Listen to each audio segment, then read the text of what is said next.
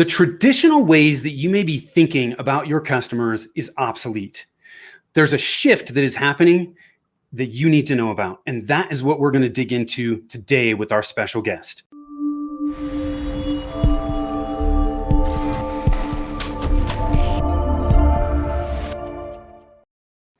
Hi, I am Tim Fitzpatrick with Rialto Marketing, where we believe marketing shouldn't be difficult.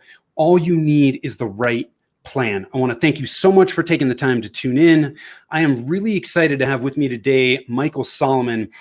And Michael is the professor of marketing at St. Joseph's University in the Philadelphia area. Michael, welcome, and thanks so much for taking the time. Hi, Tim. Thank you. I'm really pleased to be here.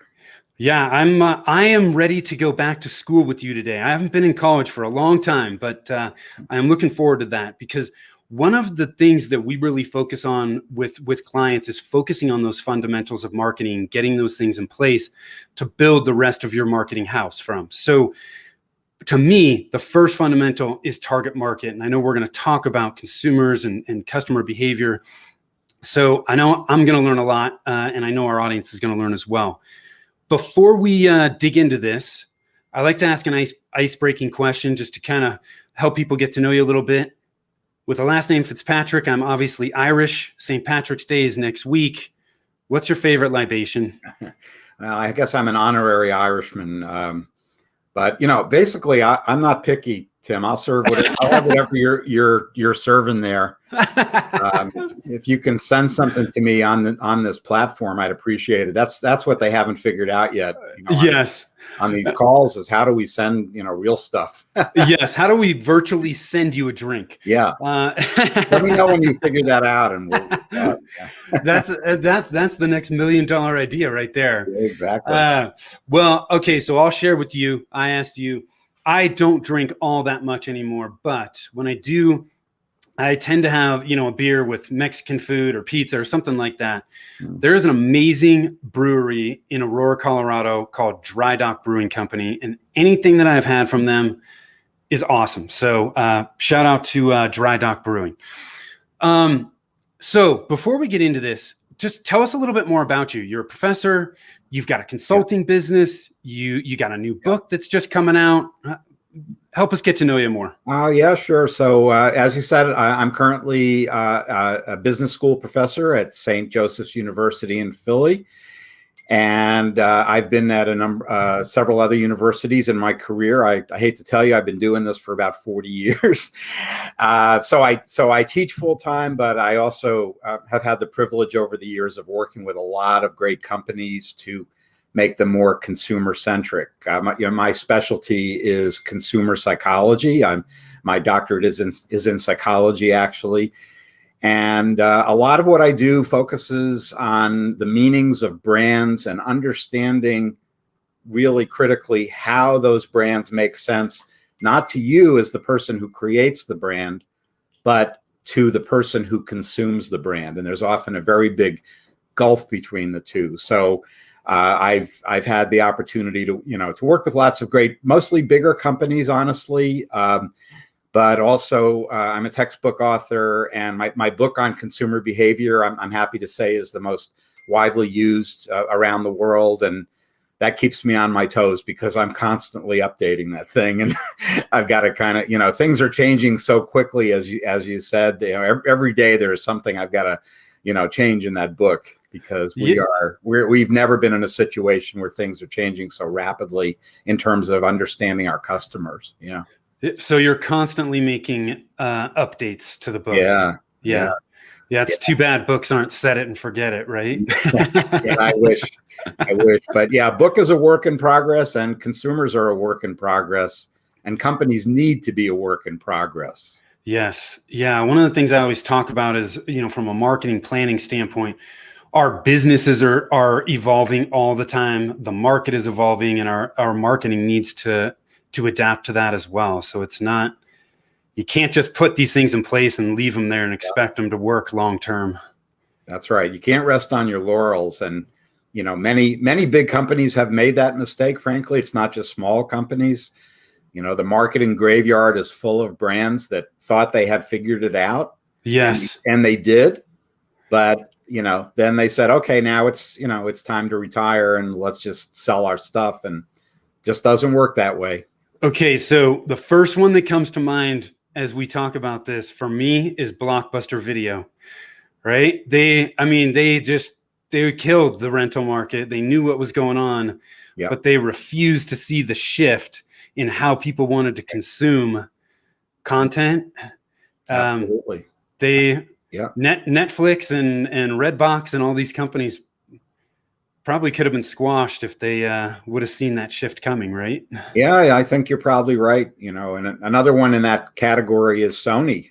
The Sony Walkman, if you remember that. Yes. It's in museums today, but they figured out people wanted their music to go, right? Yeah, brilliant. But then they stopped innovating. And when I say to my students, how many of you listen to music while you're on the go? They all raise their hands. I say, how many of you listen to it on a Sony Walkman? And I get 0. You probably get blank stares. I do get. What the hell is a Walkman? But you know what? I get a lot of blank stares. So that has nothing to do with you. I hope not. But you never know. Yeah. So let's jump into some of this consumer psychology and behavior.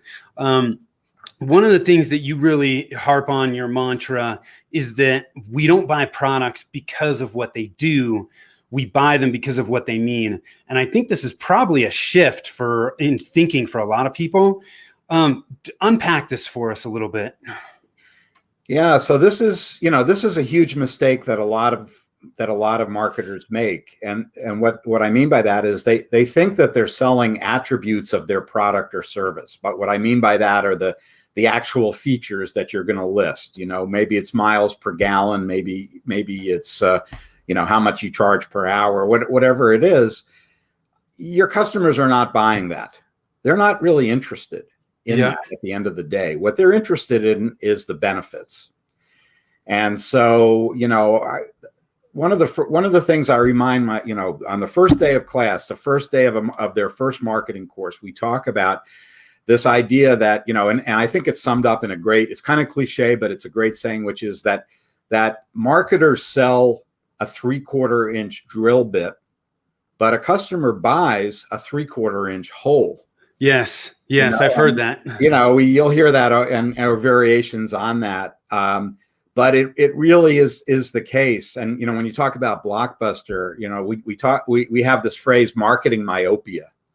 And that means this nearsighted focus on all the cool things that your product does without thinking about what that means to people. And so Blockbuster perhaps thought of themselves as being in the video rental business, but they really were in the video entertainment business. Yes. And so, along comes Netflix and others that eat their lunch for that reason. So whether you're a big business or a small business or, solopreneur, you can get so hung up on all the cool things that you think you can do or your product does.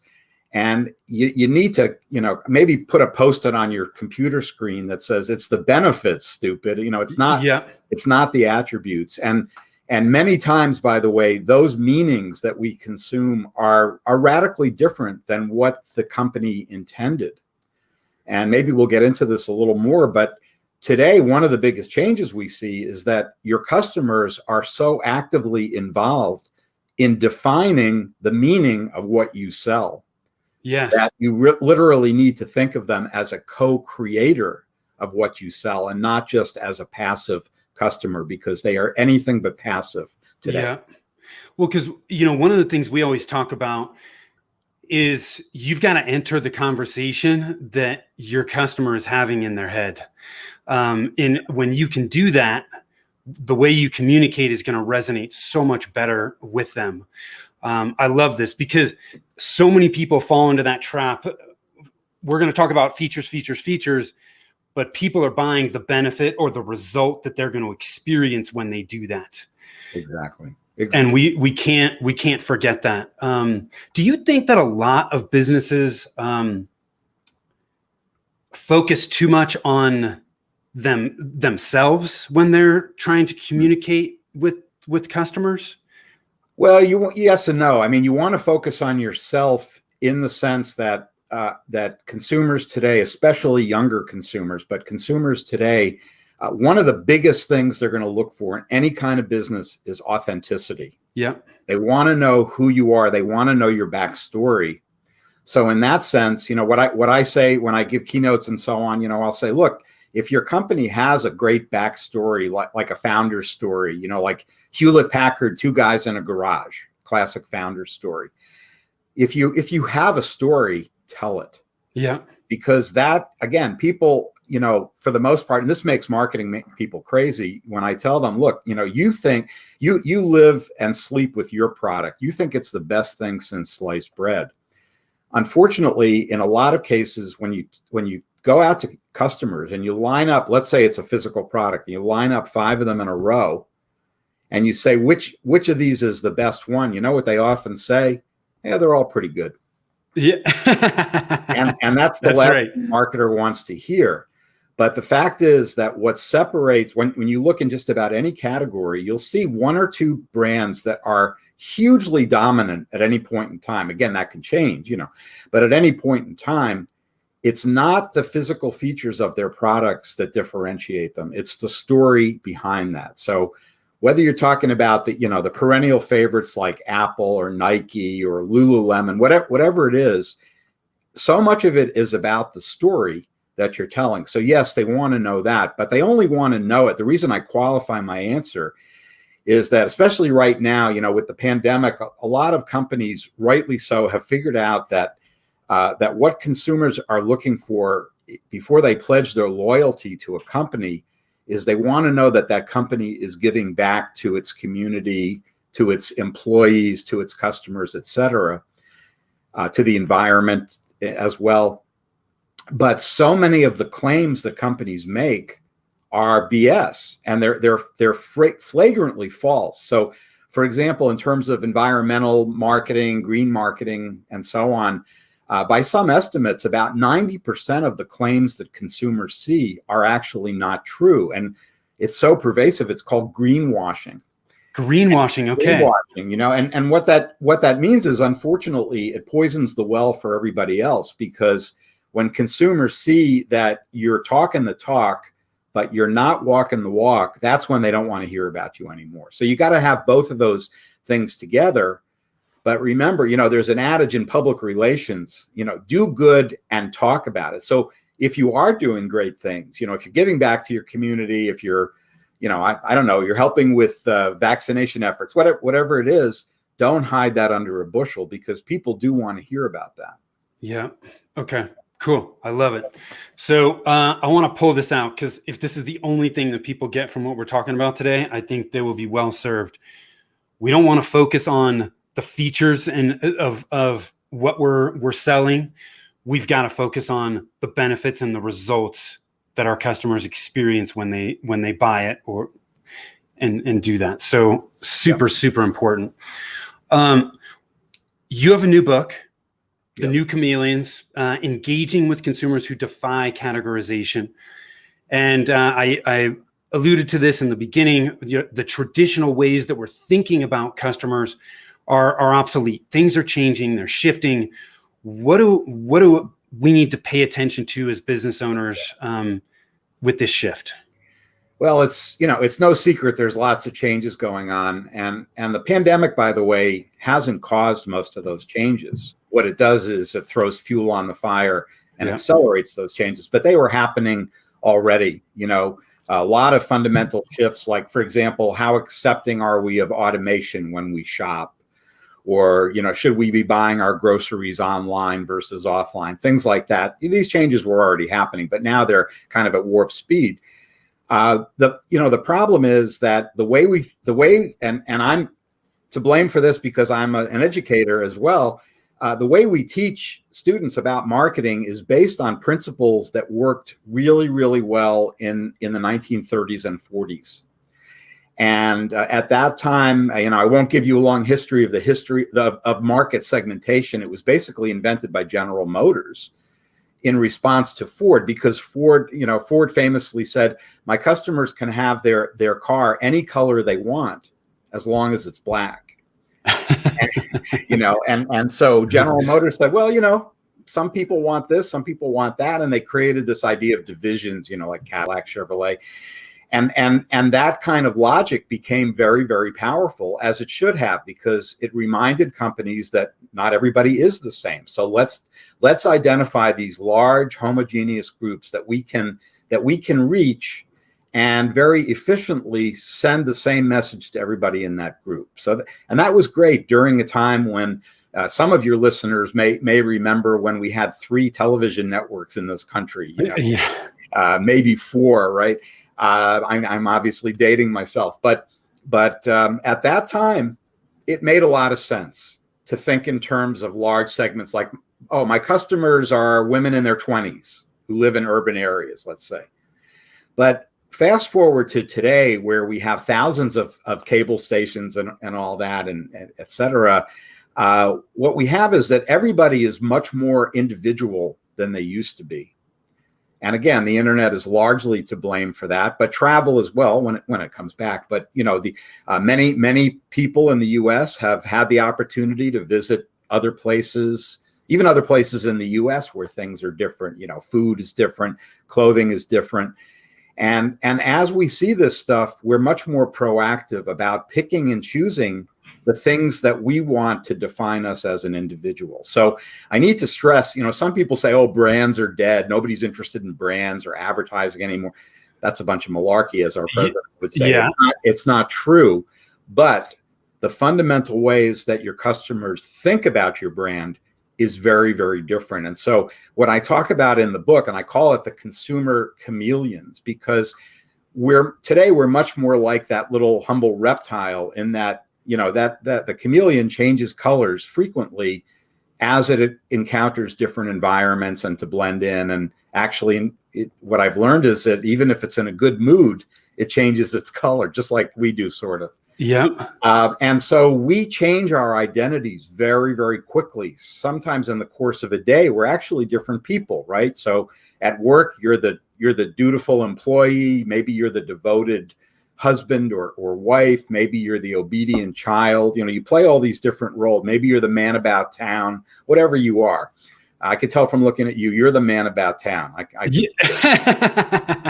And so, every one of those roles that we play, and new ones that we're discovering, require different sets of products and services to play those roles. So what I do in the book is I talk about some of the fundamental assumptions we make, because we love to put our customers into these big categories, assign them a label, and then think we've explained them. But we haven't explained them because they don't want to be in those categories or in those cages, if you will, like a chameleon anymore. And so there are these basic categories, and I'm talking about as basic as you can get. So for example, male versus female.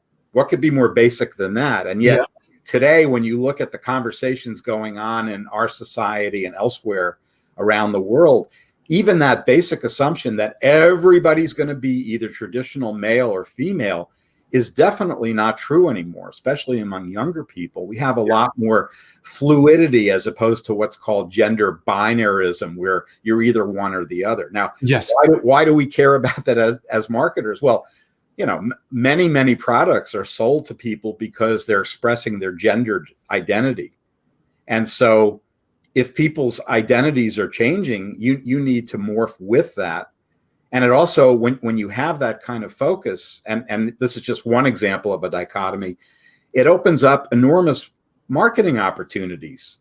Because, for example, if you're marketing based on traditional gender, by definition, half of the market is not available to you. But if you expand your focus and get more in step with how customers are thinking, for example, in the UK, and I know, I assume most of your listeners are American, but in the UK, it's not that unusual for men to wear cosmetics. And there actually are stores in the UK that only sell cosmetics for men, products like Manscara. We don't hear about it. It's true, but I'm not making that up.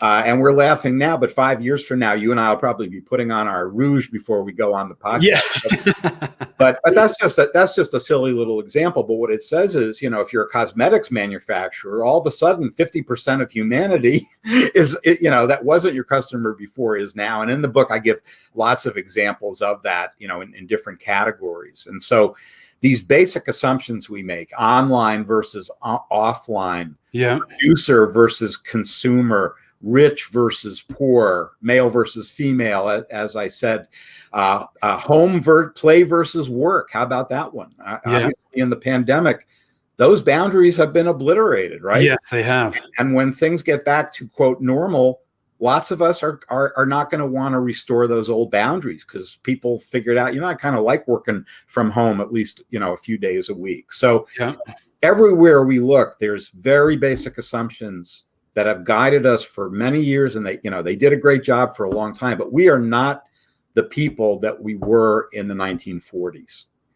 So how do business owners stay on top of this as it's happening? I mean, you've given a few examples of some of the traditional ways we may put people into various buckets.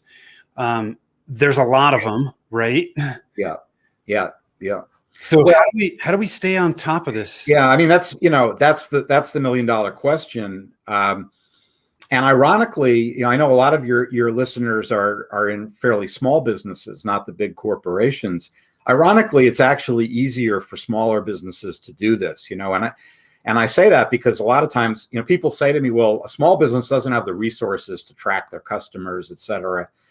And what I say to them was, actually, you're tracking them a lot better than Coca-Cola is, because, for example, you may have salespeople, or whatever you call them, representatives, distributors, who are on the ground every single day talking to customers and hearing objections and hearing ideas for, oh, it would be great if you made this product in that color, Yeah. And so what I tell people is, actually your two biggest assets are also your most underused assets, and they're sitting right in front of you. One, your employees. Two, your best customers. Yeah. So you don't necessarily have to commission a very sophisticated consumer research study. I mean, if you can, I recommend it. But if you can't, one thing you can do is identify your really loyal customers. And by the way, if you can't do that, you have a bigger problem that we ought to talk. Right. Maybe we should talk to you about that, right? Yeah. But assuming that you can, I mean, these are people that would love to give you a piece of their mind, because we know that, when you consult someone, when you involve them literally in the production of what they're buying, their engagement level goes through the roof. Yeah. Sometimes we call this the Ikea effect. So, people, if you build a bookcase from scratch, whether or not you have a few screws left over at the end, as I always do, you build it from scratch, you're invested in that. And every time you walk by that bookcase, it's not just another bookcase, because your sweat and blood went into that. And we can take that analogy and transfer it to lots of things. So anytime you involve somebody, and just by asking their opinion, hey, I'm, thinking about doing a promotion next week. You come in here twice a week. What do you think about this? Yeah. Whether or not you follow their advice, the fact that you've taken the time to consult them is a really, really positive and frankly, very flattering thing. So there's lots of relatively free resources out there. There's more expensive ones that work well too, like actually doing that kind of research. But even if you don't have the budget for that, if you're a solopreneur, don't just sit in your office and assume that you know what your customers want. I like to say, fish where the fish are. Yeah, I love that, because one of the things we see so often is it's so hard for business owners to articulate the value that they offer and the benefits that people see, because they're so in their business, they can't see the forest through the trees. The same thing's happening here. We just need to go to the source, ask the right questions, and listen. Yeah, and it's a fundamentally a difference in perspective. So, one thing you can do is do your pitch, do your elevator pitch, whatever it is, but then listen to it. Right. Listen to it as if you have never heard it before, or show it to other people, obviously, who have never heard it before. And, you're very quickly going to poke holes in it, because from where you sit as a customer, you just don't have the same perspective. And again, getting back to this attributes versus benefits thing, I don't want to hear what a great accountant you are, and I don't want to know about all of your degrees, et cetera. I'm assuming that you're a great accountant, or I wouldn't be interviewing you to be my accountant. Yeah. You've passed that hurdle already, I guess. But I want to know, what's in it for me? I mean, let's face it, at the end of the day, it's all about value that I'm getting. It's an exchange of value. I might be giving you money, or I might be giving you reputation, or whatever it is. But what is the value proposition for me? And if someone can't write in a sentence or two what their value proposition is, then they need to start over. Yeah. And that's often a really good litmus test, because it's a lot harder than it sounds. And it can't be something like, we aim to be the highest quality service provider in the Northeast. Right. That's just words. That doesn't mean anything. Yes. Yeah. We see that all the time. They're in a lot of different industries. You could pull up 5 different competitor sites, pull off their logos, and you have no idea who the hell it is. Absolutely. And it's true for advertising as well, by the way. Take the brand off, and, collect 10 car commercials, take the brand off, and see if you can match it up, and they're all doing the same thing. Really. Yeah, you can't. So yeah. Yes, I love it. So consumer behavior, it's changing all the time. What's the biggest issue that business owners and entrepreneurs face, and what can we do about it? Well, the biggest issue, and again, obviously right now, the biggest issue is COVID and all that, but we're going to move beyond that, right? We're going to talk more generally. The biggest issue is very simply getting customers' attention. And I say this to audiences and to my students all the time. You can have the greatest, sexiest ad campaign and whatever. If you can't get people to look up from their phone for a minute, we are bombarded by a tsunami of information. So the average consumer today is exposed in a typical day is exposed to about 3 times the volume of information as someone in the 1960s. And that number is only growing. Yeah. So the biggest challenge is just getting past that first layer where the consumer is either not interested or is doing other things. And so customer engagement, that customer experience, is so vital today. Again, going back to what we were saying earlier, the way you differentiate yourself is not by product features, but by product benefits and the story. And so the only way you're going to get people to sit up and notice something is if it speaks to something that they're looking at the moment. That's where search engine marketing and all that stuff comes in. Or it's just such a compelling message and so different from everything else they're hearing that they're going to actually put down their phone. If I can get my students in class to put down their phone while I'm lecturing, that's my victory for the day. I take them go home, and every marketer has that same issue. And believe me, 95% of the messages that we get exposed to, we never really even process. Got it. So biggest issue is getting their attention. Yeah. How we solve it, I'm hearing we got to focus on those benefits, the results that they're going to experience. Yeah. I mean, and there are many paths to that. What I call it is brand resonance. If a brand really resonates with you, it's not just that you think it's cool, but it really speaks to you. It's a part of yourself. Maybe that brewery you were talking about, maybe that's a part of you because it's a local business and maybe you spend a lot of time there, whatever. Yeah. There's a lot of different ways to do that. If anybody wants to go to my website, I have a download there that lists some of the main ways to do it. It's called a brand audit. But basically anything you can do to anchor what you're offering to what people are looking for, that's the secret sauce. And it sounds very just commonsensical, but you need to show them that somehow what they're buying is going to solve a problem that I have. And it's going to help me on my journey to be the person that I want to be. So again, it's not just about 3/4 inch drill bits and so on. It's right.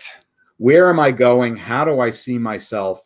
And there's lots of ways to ramp up that level of engagement, and it can be as simple, by the way, as, for example, gamifying your message. You've probably heard of this perspective, gamification. And what that means is let's understand what makes people so riveted when they play a game, whether it's Monopoly or maybe they're a video gamer who doesn't stop to take a drink for 24 hours, playing this game. That's the secret sauce. Can you get somebody to be that engaged in your brand? Well, maybe not to that extent, but what you can do is look at some of the reasons why we get so engaged in these games and transfer those to your marketing strategy. Yeah. So, for example, just as a quick example, giving your customers frequent rewards rather than just one reward. Like in the same way that I try to gamify my classes by giving students a quiz every week rather than just an exam at the end, so that they know how they're doing. There's a benchmark, and lots of times when you're engaged in gamified marketing, where you are because there's a scorecard, and it can be as basic as flying on an airline and becoming a frequent flyer of that airline. And you see the lengths that people go to move from, silver to gold, right? Where they might literally buy plane tickets just to get to the next level. There's an example of gamification at work. And really any business can do that, but you can give badges, you can just thank people more frequently, things like that. So that's just one example of a way to increase interest in something where you say, yeah, people, it's kind of boring what I sell. Nothing is boring if you have a problem that's relevant. Yeah. Yeah, it's a really interesting point about gamification, because I can't remember where I read this, but I read it a while back and it always stuck with me when they were talking about rewards. If the perception of the reward is that it's much further out and you're not sure when the heck you're going to get it, the less motivating it is.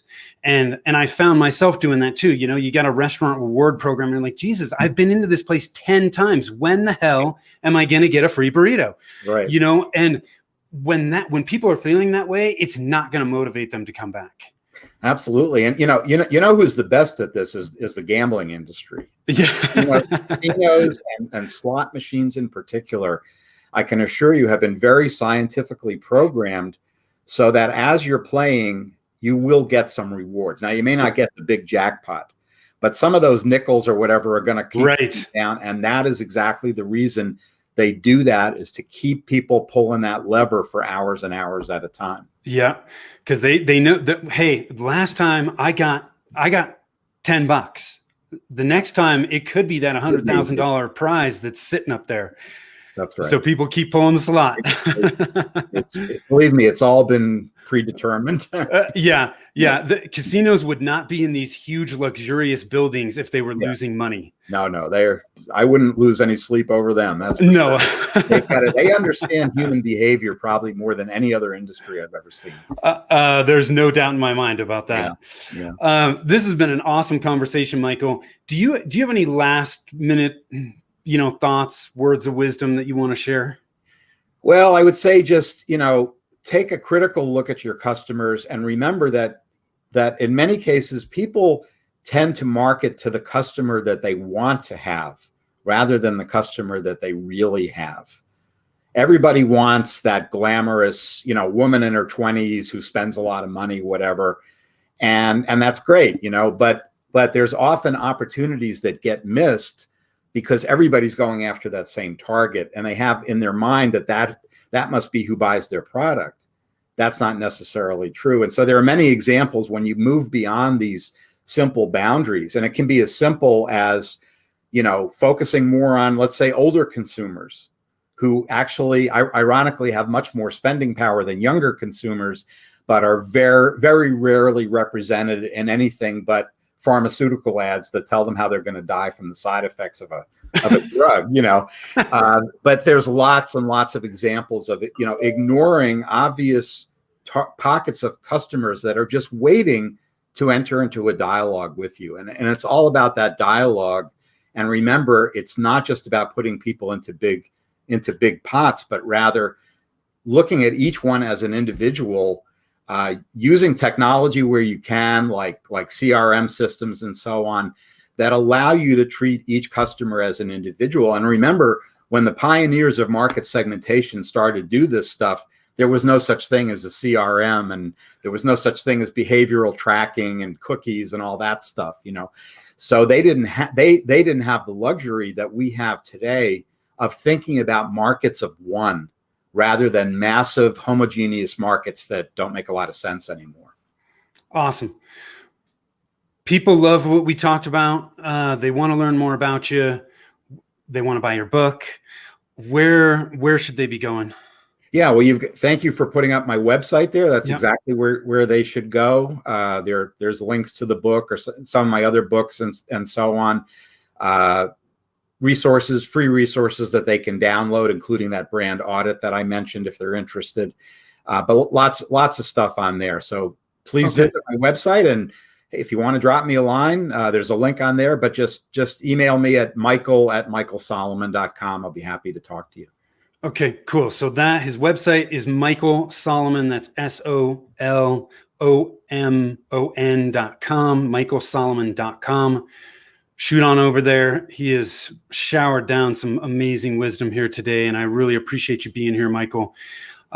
With that, I'm going to close things out. I really thank you so much for tuning in, listening, watching. Again, I'm Tim Fitzpatrick with Rialto Marketing. If you want to gain clarity on where to focus your marketing efforts right now, hop on over to our website at rialtomarketing.com. That's RIALTO marketing.com.